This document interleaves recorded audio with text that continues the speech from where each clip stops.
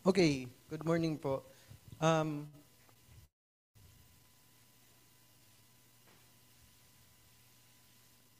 so, meron akong ipe-play na sounds. Hindi ko alam kung may makaka-relate sa inyo. Pero ito, ipe-play ko ha.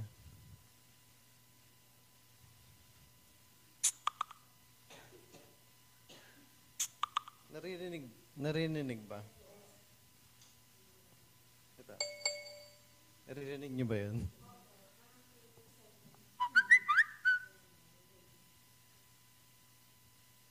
So, may familiar ba yung mga sound na yun sa inyo? Sa cellphone? Kasi, ito yung mga sounds sa Viber, sa WhatsApp, sa Slack. Ito yung mga pang-work. So, itong mga notification sounds na to, may trauma to sa akin. Hindi ko gusto yung out of nowhere, biglang tutunog yung sounds na to. Kasi it means may something na trabaho. may nagme-message sa akin, may nagno-notify sa akin na may kailangan akong gawin. How about ito?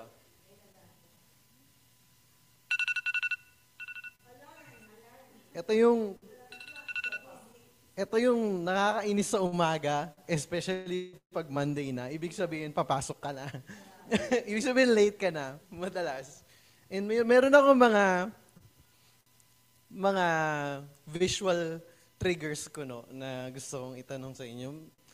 Naiinis ba kayo pag or may something ba na nakakainis sa ganitong message? May sasabihin ako pero mamaya na lang. Or, eto, pag meron kayong 30 na overdue tasks. Ako kasi mahilig akong mag-to-do list eh. Or eto, nakakatanggap po ba kayo nito?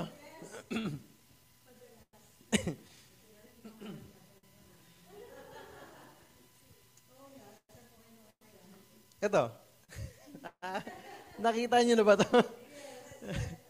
Ganitong 3 digits yung laman ng GCash nyo pero decimal yung last two. So usually it's times like these na we start to get overwhelmed na, help na lang yung button na nakikita nyo. Sometimes it starts in small things na simpleng work notification, simpleng small na mga events sa buhay natin that seemingly it becomes really big. Sobrang laki ng ino-occupy niya sa utak natin na yun minsan nakakasira ng araw, minsan yun yung iisipin natin the whole day. Yung Gcash mo, 2 digits na lang nagulat ka. Wala ka pang laman na pera sa wallet. Tapos may magme-message sa'yo, yung boss mo, maririnig mo yung notification sounds, 5 o'clock na, 5:50 p.m. na, may gagawin ka pa palang trabaho. Then you manage na sa umpisa ng araw, sasabihin mo, kaya to. Yung list mo, yung to-do list mo, kaya mo pang i-arrange, okay, ito yung gagawin ko sa buong araw na to, ito yung mga gagawin ko. Bang, bang, bang, bang, bang. Then, siguro makiklear mo yung ibang items sa umaga. Pero after a while, medyo tapos ka na mag-lunch, or pa-lunchtime ka na, biglang, after mo ma-complete yung isang bagay, may 3 bagay na magpa-pop up. Eventually, hindi mo ma-realize, past 12 na, hindi ka pa pala nakakakain. And, na-miss mo na yung lunch, stress ka na, gutom ka pa. Hindi mo alam kung paano ka kakain, kung may ginagawa ka pa, may kailangan ka pang tapusin. Then, na-realize mo, hindi ka naka-reply doon sa friend mo, may lakad pala kayo mamaya. Yung boss mo, nagpa-follow up, asan na yung hinahanap niya, kahapon pa, nag-send. Then, naalala mo, may bills ka pa na hindi mo pa nababayaran. Hindi mo alam kung saan mo kukunin yung pambayad dun sa bills na yon. Di ba? Parang, ano nang gagawin ko? Ito yung title ng teaching ko, IDK, I don't know what to do. So, parang ang dami mong gagawin, ang dami mong nare-realize mo, parang 10 yung kailangan mong gawin, para kang nagja-juggle ng pinggan. Parang, ang dami mong kailangan gawin, but walang isang feeling mo na natatapos.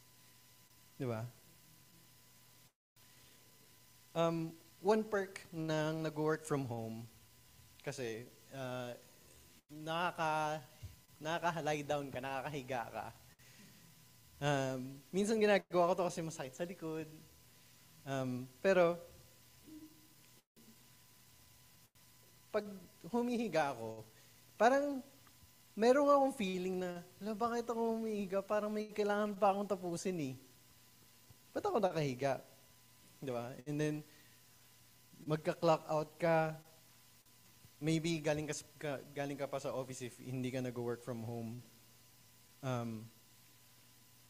Meron ka pang trabahong naiwan sa office.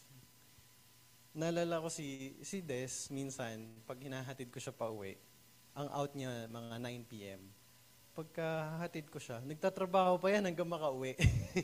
Nakikita ko, nag-chat pa siya dun sa phone niya kasi daw yung boss niya nagme-message pa. Di ba? Parang yung mga ganitong bagay, they pile up as stress. Siguro yung audience ko dito sa church, hindi masyado nakaka-relate. Siguro meron kayong ibang in mind na nakaka-relate kayo.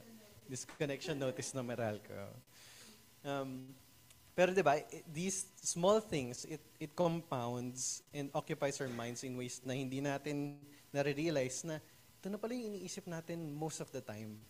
And these things happen throughout the week. Let's say nag-start ka ng Monday, parang, okay, kaya pa yung mga problema. Pagdating ng Tuesday, Wednesday, Thursday, ang dami na hindi pa natapos yung unang problema.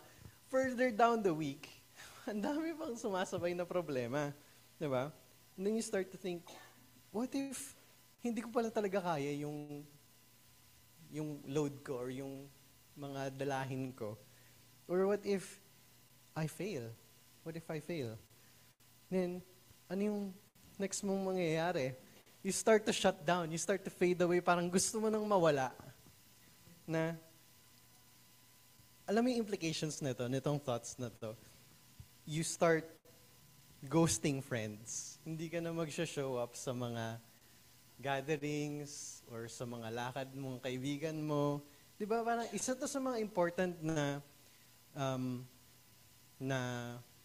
connection, yung pakikipag-socialize. You start to binge. You binge eat or you binge watch. You want to take a break. But the moment na nag-take ka ng break, parang guilty. Parang, hindi dapat yata ako nagpapahinga. May kailangan ako tapusin eh. You go off the grid. Alam mo yung off the grid? Yung, walang cellphone, walang ano. Gusto ko mag-relax. Pero, di ba, andun yung looming feeling na meron talaga akong kailangan tapusin eh. And then, most importantly, when all of this pile up, and ganito yung mindset mo, or yung mental health mo, you forget to pray. And most of this is me, by the way. And kung nakaka-relate kayo, if you've ever been here, you feel on the edge. You feel na malapit ka nang sumabog. Nandun ka na sa limit mo. And I think na-mention ni Ninong last week. Si Ninong last Sunday, sobrang ganda ng teaching niya about letting God be in charge. And this teaching is more of a reminder din na maybe a follow-up on that teaching. And anyway, kung na-miss niyo yun or gusto niyo i-replay, hindi ko pa kasi siya na-upload. I-upload ko siya this week, if not mamaya. So you can revisit that. Our immediate reaction most of the time, or at least my reaction, is to take a break. Minsan magli-leave, mag-a-absent. Yun yung ginagawa ko. Pero pag ginagawa ko yun, I'm also dropping responsibilities and hindi siya healthy. Believe me, I've learned the hard way. Hindi yun yung best reaction or the best way to deal with things, with more important pressing things. And since gusto kong laging ginagawa yun, apparently, Hindi ko alam kung dahil bunso ako, bunso by typical psychology, uh, running away from responsibilities, yun yung common behavior ng bunso and letting the panganay handle it. But there's also showing up, diba? There's showing up, standing up, and facing our problems or facing our enemies. Kapag ka nagsa-start ka magkaroon ng ganitong thoughts, negative thoughts, mawawala ka talaga. You spiral. Alam niyo po ba yung word na spiral? Para kang paikot-ikot and it somehow gets worse each time. No? Habang iniisip mo itong negative thoughts na to, you start to think more negatively.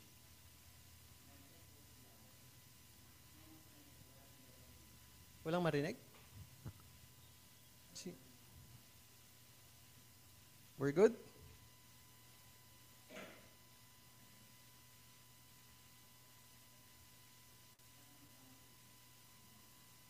Oh, I think we're good, Kurt. Yeah. Mm-mm. Pa-chat na lang po ulit kung may issue sa Zoom. Okay naman? Alright, so, disclaimer, by the way, what I'm talking about here is a concept called anxiety. And disclaimer lang maliit din yung knowledge ko about this thing. Super complex nung concept na tong anxiety na to I think si Vic, ayun, nandito si Vic. Kung meron kayong questions about anxiety, he will be able to answer more. Kasi hindi ako knowledgeable dito. Super complex ng concept ng anxiety. And hindi ko siya i-cover yung technicalities of anxiety. But instead, what I do know is I've experienced this so much every day. And today, ang sa akin is to remind us that as Christians, we respond to anxiety in a different way. And so, we're gonna look at one of the stories of one of the kings in the Bible, Jehoshaphat, King Jehoshaphat. So sino ba si Jehoshaphat? Jehoshaphat is the fourth king of Judah, was the fourth king of Judah, son of Asa. Asa is one of the kings na Judah kasi started out as medyo opposite nagkaroon ng division sa Israel. So yung southern part ng Israel was divided. It became Judah kasi yung mga unang kings nito, I think, nag-worship ng false idols. So, pero si Asa, yung third king, started to rebuild yung tamang beliefs ng Judah. So, Jehoshaphat is also a good king. He was a fourth king. Yung son ng third king na si Asa, he was a godly king who sought to follow Yahweh, removing idol worship and strengthening the kingdom spiritually and militarily. So there's a lot more detail into this sa bandang 2 Chronicles, but we're gonna focus on a very specific area in 2 Chronicles chapter 20. So, let's read. And this is just the verse. Ito lang yung verse ng buong teaching ko. 2 Chronicles chapter 20, verse 1. After this, the Moabites and Ammonites, and with them some of the Meunites came against Jehoshaphat for battle. Some men came and told Jehoshaphat, "A great multitude is coming against you from Edom, from beyond the sea, and behold, they are in Hazazon Tamar, that is En-gedi." So I looked into this. Basically, itong En-gedi is probably hours away. So pag merong giyera during the ancient times, yung hours is the most dangerous na oras. Kapag kaya nilang sumugod sa iyo sa Judah in hours, it means sobrang late na para mag-strategize ng giyera, para mag-respond dun sa hours na yun. Aatake na sila within hours. So may mga pumunta na tao, may mga pumunta na nag-inform kay King Jehoshaphat. Sabi, may multitude, a great multitude, maraming tao nagbabalak umatake sa Judah, King Jehoshaphat. For us, hindi siguro common makarinig ng ganitong news. But imagine natin yung feeling ni Jehoshaphat.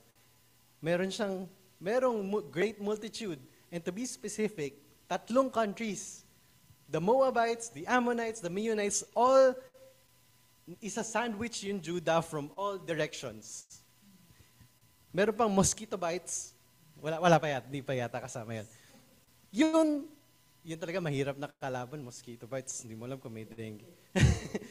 Pero hindi isa yung kalaban sa isang giyera, di ba? Normally, 2 country lang yan magkalaban, magsa-strategy pa yan.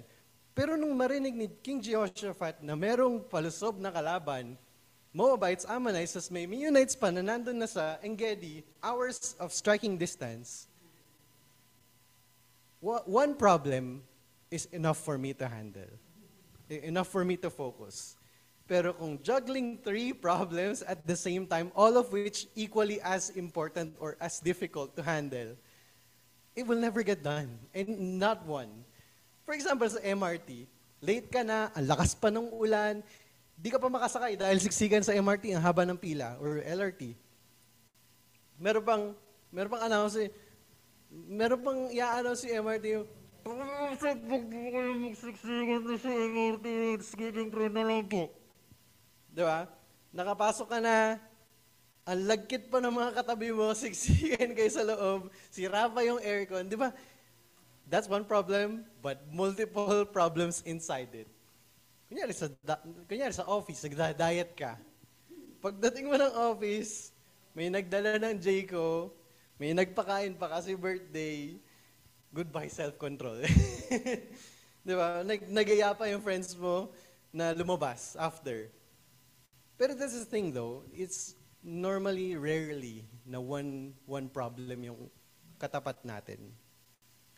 And usually, it's multiple problems, a great multitude of an enemy, of a battle for us. But let's see, ano yung sinabi ni Jehoshaphat? Verse 3, Then Jehoshaphat was afraid and set his face to seek the Lord and proclaimed a fast throughout all Judah. And Judah assembled to seek help from the Lord. From all the cities of Judah, they came to seek the Lord. A fact about Jehoshaphat, in this moment, natakot siya. Jehoshaphat was afraid. He was anxious. Pero hindi dun nagtapos. He set his face to seek the Lord. Hindi ko na binasa yung Tagalog nito kasi masaya na ako sa English eh. Pero I imagine, hinanap niya si Ama. Instead, humingi ng patnubay kay Yahweh. Yun yung Tagalog. Thank you, Mama.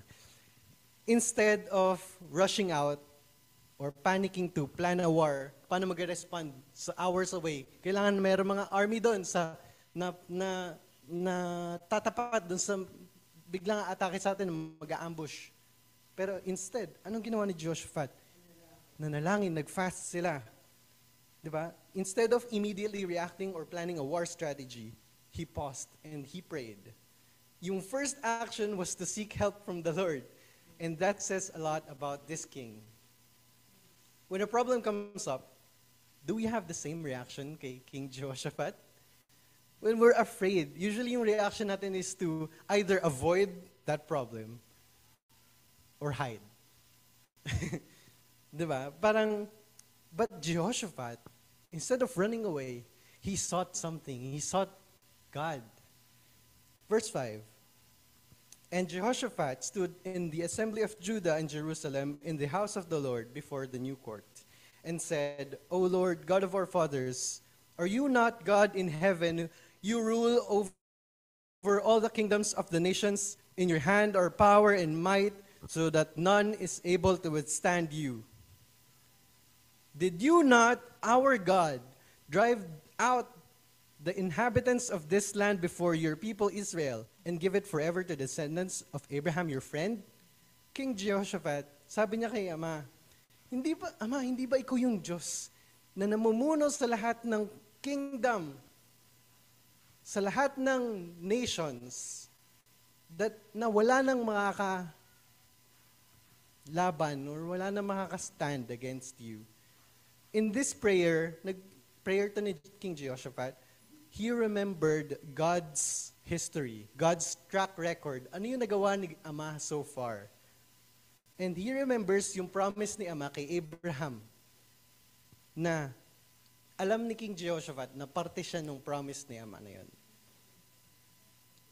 Verse 8, and they have lived in it and have built for you in it a sanctuary for your name, saying, if disaster comes upon us, the sword, judgment, or pestilence, or famine, we will stand before this house and before you. For your name is in this house, and cry out to you in our affliction, and you will hear and save. Pagka tayo anxious, pagka yung utak natin, pag anxious tayo, nag-iisip yung utak natin of every possible negative scenario. Diba? Parang kahit something na sobrang simple, kunyari nagkasakit ka, nag-google ka, ito yung symptom ng ginugol mo, bigla ka na may cancer. Diba? Pagka ganito yung nangyari, our mind often forgets the truth. Yung simpleng problema sa harap mo, it forgets how small that problem is. Diba? But, so instead of doing that, let's remind ourselves na to pray to God and try to recall ano yung ginawa ni Ama so far sa buhay natin or in history that proved na walang hindi kaya si Ama. Remember who God is, and that's why I'm reminding you na maybe yung key here is to remember first in our prayers. Verse 10, and now behold, the men of Ammon and Moab and Mount Seir, whom you would not let Israel invade when they came from the land of Egypt, and whom they avoided and did not destroy. Behold, they reward us by coming to drive us out of your possession, which you have given us to inherit. Medyo ironic to if i-elaborate ko further. Alam ni Jehoshaphat kung anong nangyayari. Kasi alam niya kung ano yung sinabi at ginawa ni Ama in the past. During this time, or during the Moses time, nung time ni Moses, mga kapatid, specifically in Deuteronomy 2, nung papunta pa lang sila sa Promised Land, specifically sinabi ni Ama na huwag atakihin yung specific nations. And makikita natin dito sa screen, sa Deuteronomy 20 verse 8, sabi ni Ama, because I have given Mount Seir to Esau as a possession. Verse 9, I have given Ar to the people of Lot for a possession. And so verse 19, Ammonites, they possess yung territory na specific para sa mga Ammonites. Ang sabi ni Jehoshaphat, parang hindi naman fair to, Ama. Di ba sabi niyo, wag namin atakihin nung Israel, itong certain nations. Bakit kami yung inaatake ngayon? Hindi ko alam kung paano kayo nagpe-pray, but when I pray to God, I don't hold back. Alam niya naman na kasi kung ano yung nasa loob ng puso ko. Super vulnerable and hindi ako nag-hold back ng prayer ko. Kasi alam niya kung ano yung iniisip ko. So medyo nakaka-relate ako kasi, di ba parang sa frustration na King Jehoshaphat, atakin sila nitong tatlong nations na to. The same nations na pinrotektahan nyo, ngayon gusto na nilang kunin yung land na to. He wasn't holding back in his prayer. Then he says, verse 12, O our God, will you not execute judgment on them? For we are powerless against this great horde that is coming against us. We don't know what to do, but our eyes are on you. Kung meron man kayong gustong matandaan sa teaching na to, itong specific verse na to. We don't know what to do, Ama, but our eyes are on you. That's why he was seeking God. King Jehoshaphat was seeking God. This is one of the most beautiful phrases in the Bible. One of the most beautiful examples of trust, full trust in God. Alam nyo, kung pag sinabing to ni King Jehoshaphat, alam nyo kung gaano ka big deal to, isipin mo, sa'yo nakasalalay yung safety ng buong kingdom niya. Hindi niya alam yung gagawin. Pero instead, nakatingin siya kay Ama. Nakatingin sila lahat kay Ama. Meron commentary dito, sabi niya.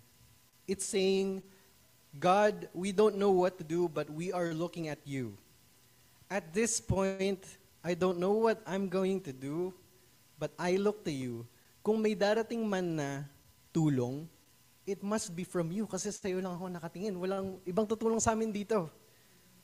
And I am looking to you for it. I am somehow holding you responsible because I know you will deliver us.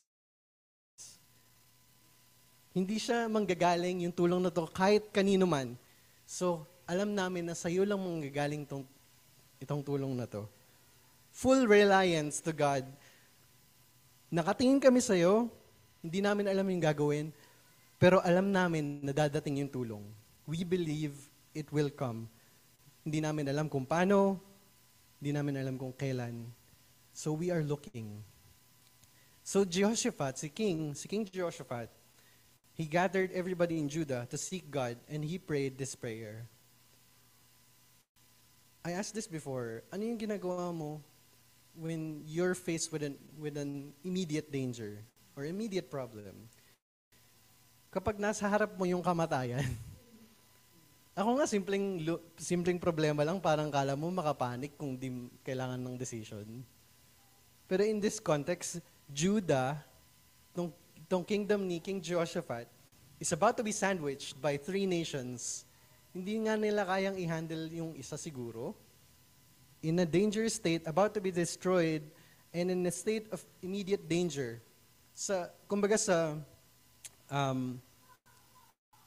In modern times siguro, the country is at war, maybe may nuclear threat. Ganun ka-extreme yung danger.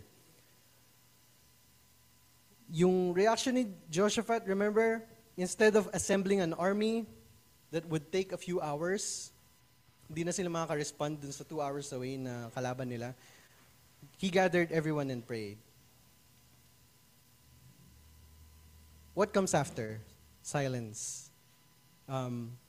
Verse 13, meanwhile, all Judah stood before the Lord with their little ones, the children, their wives and their children. They stood before the Lord.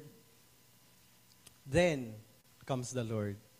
Verse 14, and the Spirit of the Lord came upon Jehaziel, the son of Zechariah, son of Benaiah, son of Jael, son of Mattaniah, Levite of the sons of Asaph. In the midst of the assembly, the Spirit of the Lord came to this person, Jehaziel, and he said, listen, all Judah and inhabitants of Jerusalem and King Jehoshaphat, thus says the Lord to you, do not be afraid and do not be dismayed at this great horde. For the battle is not yours but God's. Maybe some of you need to hear this. The battle is not yours but God's. Verse 16, tomorrow you go down against them. Behold, they will come up by the ascent of Ziz. You will find them at the end of the valley, east of the wilderness of Jeruel. You will not need to fight this battle. Stand firm, hold your position, and see the salvation of the Lord on your behalf. O Judah and Jerusalem, do not be afraid and do not be dismayed. Tomorrow go out against them, and the Lord will be with you. Tomorrow, maybe some of you need to hear this. Tomorrow, go out to your battle. Tomorrow sa Monday. I'm sure meron tayong mga haharapin na problema at the start of the week. Tomorrow sa Monday, usually, ito yung day na dinidread natin. The most dreaded day of the week. It's a fresh start to face your battles, your responsibilities, your tasks, your new set of deadlines, deliverables, your projects. Face your problem tomorrow, but today, pray, seek God. And tomorrow, the Lord will be with you. The rest of the story goes until verse 30. And I'll just summarize. Jehoshaphat and the people stood still and waited for God. Nung nasa battle na sila, they bow down in worship before the battle begins, nag-appoint si Jehoshaphat ng mga performers, ng mga musicians, to sing. He said, give thanks to the Lord for His steadfast love endures forever. Dun sa battleground, sa battlefield, as the people of Judah sings, God causes confusion among the enemy armies, among these three armies, to the point na silang tatlo yung naglaban-laban outside Judah. By the time na puntahan ni Judah, nung army ni Judah, itong battlefield, it was over. Not a single sword was swung. Yung mga tao, it's spent 3 days of cleaning up yung battleground, with the dead bodies, with the materials na pwede nilang isalvage. It took 3 days. Ganun kakalat, ganun kadami yung mga nangyari. On the 4th day, they gathered in the valley of Beraka to give thanks. And Jehoshaphat returns to Jerusalem in peace, and God gives rest on every side. Not only did God resolve that war, but the rest on every side, He gave rest on every side. So itong story ni Jehoshaphat tells us a great story of a king who knew ano yung gagawin exactly when he knows he can't do anything, when he knows na he can't win against this multitude of enemies. Ito yung pinaka-wise na move, is to seek God first and let God fight His battles. I want to say, instead of worrying, why not worship? Diba? When we fix our eyes on God, we can face our battles. And those things, those battles or those problems that seem impossible to handle, harapin natin with full reliance on God. And hindi yung immediate reaction na sanay tayo na kala natin tayo in control. Kasi hindi naman palaging maganda yung kinahantungan nun, nung ganong immediate na reaction. Instead, let's face our battles by seeking God first. And then watch Him bring all those thoughts, lahat ng worries mo, into something na mas actionable, mas magaan. Kapag nag-rely tayo kay Ama, mas nagiging posible harapin yung mga problema natin. It reminds me of this story about this person, si Sully. I'm not sure if kilala niyo to or familiar kayo. This is a movie. There's a movie about this, but it's a real story. Hindi ko pa siya napapanood, so bear with me. I only read the articles, yung report. It's based on a true story. It's about a pilot named Chesley Burnett Sully Sullenberger III. He is a pilot, si Captain Sully. Imagine mo ikaw yung captain ng isang plane in January 15, birthday ni Mama, 2009. Typical day for you, galing kang New York airport, take off ka. Smooth routine, alam mo na ito paano gawin, hundreds of flights you've done. Alam mo na yung controls, alam mo na yung mga pipindutin. It's a typical day. Pero you suddenly hear bangs. 2 bangs. Bang, bang. Left and right. Hindi usual tong sound na to. It's coming from the engines.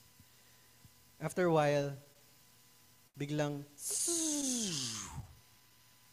parang nawalan ng power yung plane. Pagkita mo sa monitor, yung wala nang power yung engines ng plane mo, hindi na kayo makalipad. Naka-take off na kayo nito nasa gitna na kayo ng New York. Biglang namatay yung plane. Nasira yung engines. Makikita yan sa monitors There's engine failure. The only thing na nagki-keep up sa plane, bakit nasa ere pa to, is yung momentum, kung gaano kabilis sila, and yung wind force, and yung basically yung altitude nila. Pero slowly, pag walang power yung plane, magde-descent yan pababa. Yung nangyari was a bird strike. Marami silang tinamaan na birds, sumakto dun sa plane, sa engines ng plane. And they had under 4 minutes, to hit the ground. Wala nang ibang way. 4 minutes, alam nila na mamamatay sila within 4 minutes.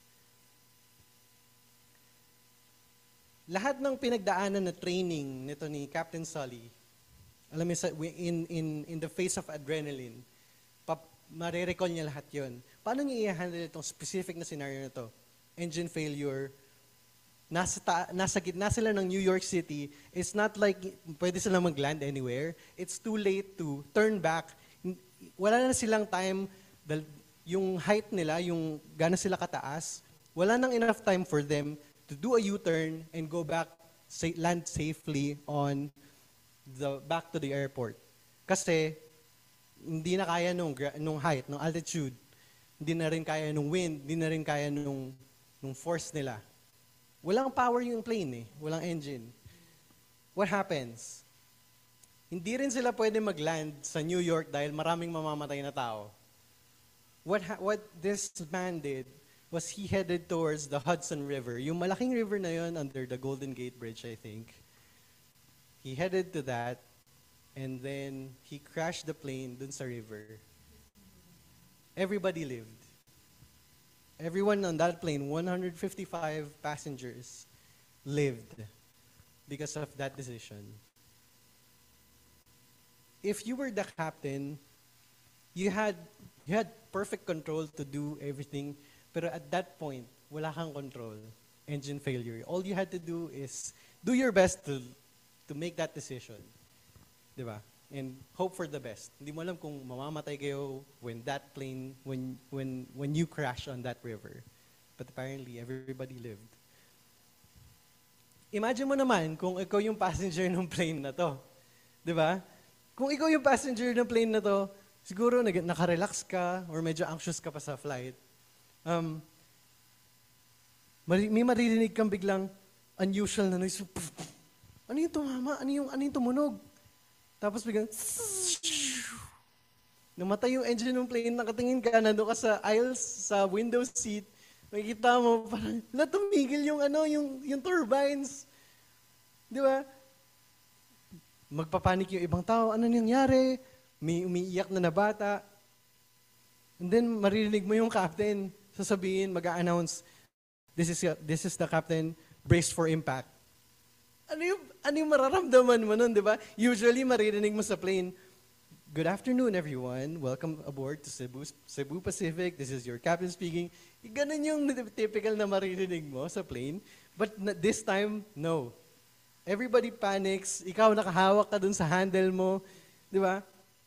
And one passenger in this true story, one passenger said, or testimony nung passenger na to after the event, sabi niya, he was reading this book called The Sovereignty of God. And sabi niya doon, there was a line about peace that surpasses all understanding. Sabi niya, in this specific moment, wala na siyang ibang nagawa kundi ipikit yung mata niya at magdasal, Lord, if this is my last breath, let it be in your hands. And if not, save us. Parang gusto ko mamatay in your hands, Ama. Or if not, bibigyan niyo pa po kami ng ng pag-asa mabuhay. Please save us.